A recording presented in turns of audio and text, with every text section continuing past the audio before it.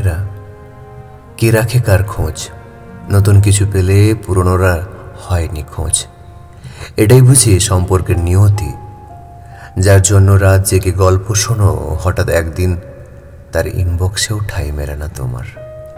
যার একবার কেমন আছো শুনে মন ভরে যেত, আজ তার শতবার দেখা দিয়েও কোনো প্রতিক্রিয়া নেই। সময়, পরিস্থিতি আর নতুন মানুষের আগমন, এই তিন মিলেই সম্পর্কের সমাধি রচিত হয়। কখনো কখনো আমরা এতটাই আপন হয়ে যাই কারো জীবনে, যেখানে আমার তোকে ছাড়া চলবে না শোনা যায়, কিন্তু দিন শেষে সেই মানুষটাই বলে তুই ভালো থাক, তবেই শান্তি পাই আমি।